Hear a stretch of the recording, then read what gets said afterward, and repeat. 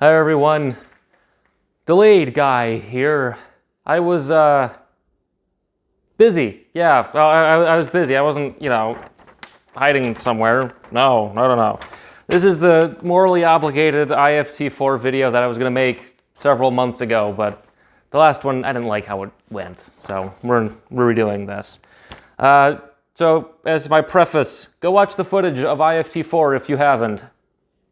If you haven't, I don't know what you've been doing. Second, since I know these always generate fun and exciting comments from people, I want to remind you of something. Starliner, Orion, Falcon 9 even, and pick any other project and program that isn't Starship, have nothing to do with Starship. Okay? So if you're going to bring those up, I'm just going to dismiss you, because those aren't relevant to the discussion, and you're trying to distract from that. C. I am aware of more recent developments. Dear Moon got canceled, I think, between IFT-4 and now, and the reason for that one was because, well, we'll kind of get into this later on, more diagnosis here, but pretty much SpaceX said, yeah, we actually can't launch you to the moon this year, and the guy funding it, I can't pronounce his name, said, well, when will this be ready? And they said, 2030s. And he said, okay, and he ran away with the money.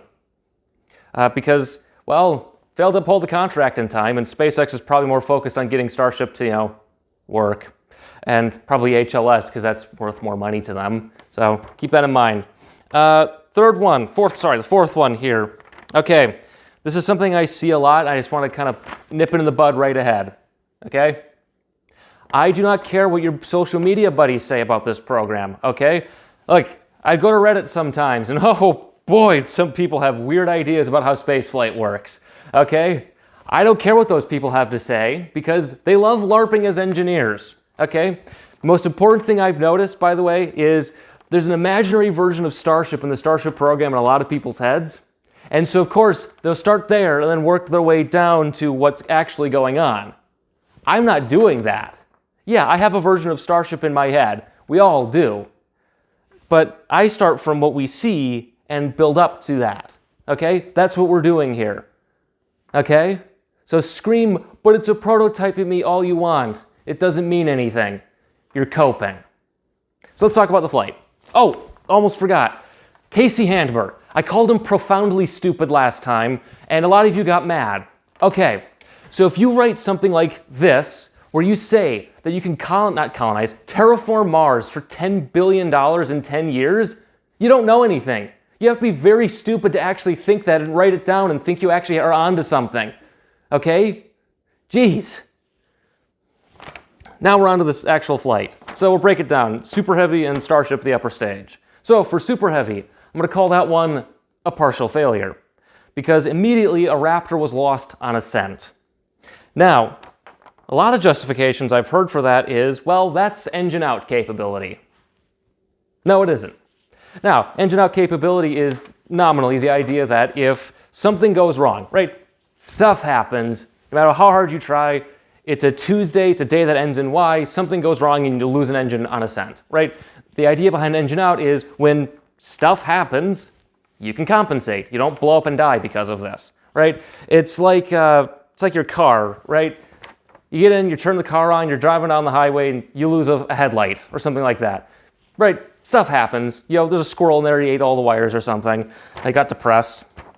What's happening here is, I go in, turn my car on, and the lights don't work. And this happens every time I turn my car on, okay? That's what's going on with Raptor. Raptor doesn't work. That's the difference. And you're not doing engine out, you're doing normalization of deviance. You should not have Raptor loss on basically every flight.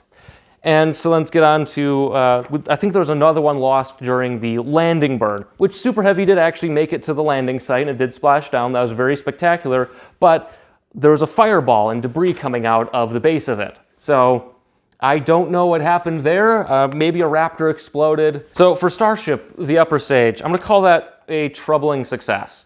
Because yes, it survived re-entry. It actually made it to the Indian Ocean. It survived re-entry. It righted itself, I think. And then the Raptors actually turned on. How well they turned on, we don't know. SpaceX knows, but that was actually very spectacular to see. It was quite exciting.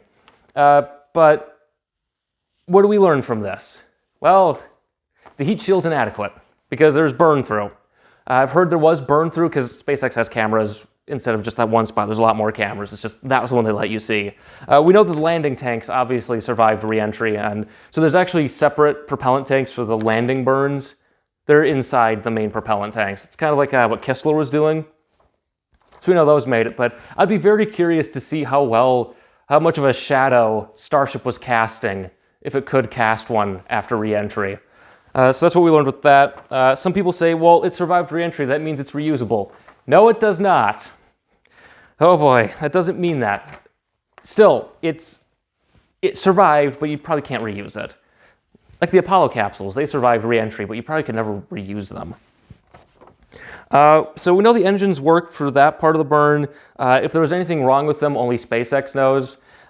We don't know if they can do relight in space yet, because that's, I think, for IFT-4, whenever that happens. So overall, what does this mean? First of all, I just want to clarify something that really irks me. This was not an orbital flight. It was suborbital by design. If it went into orbit and let's say they lost control of the Raptors, that's what, 100 plus tons of debris in low Earth orbit that could come down anywhere and could mostly survive it. So that's not a good thing. It's not orbital. Stop lying about this. Jeez. Okay, let's get a deep breath there. So, as Elon's boondoggle, right? Nothing else, just as Starship, the fancy program. That was a great success. It actually accomplished the mission it was set out to do, finally, right? It ascended, Super Heavy came back, Starship did the re-entry and landed. Cool. As a key component of the Artemis program that is quite far behind schedule, this isn't exactly a resounding success. I'd call it a troubling success. Because yes, it accomplished the mission. But what do we learn from it? Raptor still doesn't work. Something exploded. They lost a Raptor on ascent. I know there's Raptor 3. We'll get to that in a second. The heat shield doesn't work. It burned through. We don't know if Raptor works in space yet. It probably does, but we still don't know. They fixed the reaction control system problem that crippled IFT-4. This isn't exactly a resounding success, because let's be clear here. This is a truncated version of what the first flight was supposed to be. Okay? Now, luckily, this one actually survived its flight and did the mission, because, oh man, I have to make a rant for that. But the point is, I am not cheering this on, right? This isn't this isn't the marathon where you're the first guy by, right? The music's playing and everyone's cheering.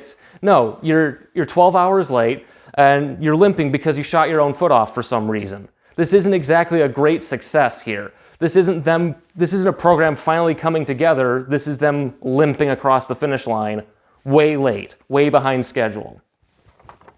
So, and again, so Starship still doesn't work. So as the program is going, I still qualify it as disorganized. I think that is probably the most accurate description of what's going wrong here. Also, so there was that, the video that came out like 3 hours after my IFT-4 video, which was very embarrassing for the program, which pretty much said that Starship's actually performing way worse than everybody thought it was. I was thinking it'd only get to maybe 80, 90 tons to low Earth orbit, right? Prototypes weigh a bit more before full flight vehicles, and considering what they've been doing, no, it's 50 or less, which is embarrassing. It is really bad that it's doing that. And I know what happened right after, of course, which is actually V2 is supposed to be the operational one. The V1, that's just prototypes. I mean, come on. Except that's not true. It's not. It's the V1s were supposed to be the first version, and then they build a bigger version, kind of like Falcon 9 Block 1 to Block 1.1 to the reusable variants. And it's so weird watching every SpaceX cultist just go, yeah, of course, we've always been at war with East Asia. V1s, those are just prototypes. And of course, as we all know, prototypes have no bearing on real flight vehicles. What are these prototypes told us? In real life, Starship doesn't work. The program's inadequate. So the reason why I think Starship's overweight, by the way, is it's because this program disorganization means that they're not doing proper design work up front. they're doing kind of slapdash structural designs, and then their emphasis on build as many flight articles as they can, which is a dumb decision on their part. So they'll build something that's inadequate, right? So design flaw gets designed into a system. They build flight hardware, catch the design flaw, they have to patch it up. Well, that means your patchwork's not going to be, it's going to weigh a lot more than you want, right? Instead of spending an extra 2 or 3 weeks, fixing it in the, on the computer where, computers don't weigh that much, and then getting it to the flight hardware, it's not being caught. There's something allowing errors to propagate into flight hardware. That's my theory for what's going on. Also, you got the young people there. No offense to young people, but you make mistakes. But your mistakes now get propagated into flight hardware. That's my theory. The icing issue from Raptor, which we're getting into, is real. Elon confirmed it, which again speaks to my error propagation theory. That should have been caught before they started building Raptors. Raptor 1 didn't have this problem, but Raptor 2 did. SpaceX said, no, let's design this for mass production, so we'll get rid of the heat exchanger, and instead put a fatal flaw into the design. Because it is. That's what caused IFT-2 and IFT-3 to fail. So what's going on here? How does that error get put into flight hardware? And Raptor 3 has it too, apparently. This thing could be caught in the initial design phases. Hey, wait, we're dumping water ice into the tanks. Should we not do that? Right? That should be caught right away. And then if someone says, oh, it won't be a problem, do a simulation. Build a test tank, run it there, right? Like building hardware, but it's not. It's not caught. It gets built into flight hardware, and Raptor 3 now has it. And the funny thing about this, too, is Raptor 2 doesn't work, obviously. They lost one on ascent. We don't know why. Why are you building the third version of this engine? Are you hoping that this one will finally work? Why didn't you do it right the first time? Sorry about that. Camera overheated. Where was I? Oh, so SpaceX is violating the Clean Water Act. The deluge system is a violation of the Clean Water Act. SpaceX did not get the proper permitting for it. They are dumping industrial wastewater into a protected wetland. I think I got that right. ESG Hound, turns out he was right. Wow. Who knew? An industry professional who's been watching this was right. Huh. Kooky. But actually, what's funny about this, too, is I think this Clean Water Act violation thing is kind of symbolic of this program. Why did SpaceX just go ahead without getting it right the first time? They could have done this years ago and gotten themselves all set up so they wouldn't be in this position where I don't know what's going to happen, but I bet the FAA is not looking too kindly on them right now and their launch license. They could have just done it right the first time and then improved, but they didn't. And that, to me, is this whole program. There's nothing inherently wrong with Starship. I mean, the promises are wrong, and the way it's just SpaceX's approach is just, it doesn't make sense. A Raptor doesn't make sense. I haven't brought this up before, but broughton? What word is that? God, I can't speak. But I haven't brought this up before, but to me, Raptor is one of those design choices that doesn't really make sense for what SpaceX wants to do. Raptor is pretty much the physical limits of what you can do with a rocket engine. But they also want to put it into a rapidly reusable system. Now, rapidly is air quotes rapidly, compared to, I don't know, going through your entire life, I guess. Where if you're pushing material limits, those engines are going to be finicky, right? It'll be hard to maintain. It'll be hard to probably repair. Why are they pushing the material limits to build a rocket engine for their reusable system? Instead, they should focus more on maintainability of the engine, which is lower performance, lower chamber pressure, but you'll save money on repairing the thing. We'll see how this plays out when Starship flies more and they start trying to reuse these parts. What did I write? So Eager Space put out this question several months ago, asking what are the top 3 reasons why SpaceX is taking so long to build Starship. Now, I have no idea what his answer is because, frankly, he's a LARPer, but here's my answer. 1, a fully reusable super heavy lift launch vehicle is quite challenging. Shocking, I know. 2, SpaceX vastly underestimated point 1. They did not anticipate Starship would be this hard. I don't know why they didn't, but they did. And they've made several key mistakes in constructing Starship based on that misunderstanding. And the third one, this is the one that you're all going to get mad at me for. I think SpaceX is ill-equipped to actually do this program the way they wanted it to. SpaceX overestimated their ability to build Starship, and this is what we're seeing. That's it. I typed this up. Don't worry, this is a joke. Also, just because IFT-4 sort of worked does not mean Starship is anywhere ready to do anything. That's the most annoying thing I see. It's like, Mars is so close now. No, it's not. No. Starship doesn't really work.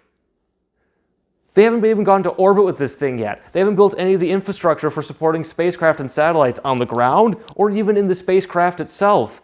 It's just a shell at this point. Not done anytime soon. Starship has a very long way to go before it ever becomes operational.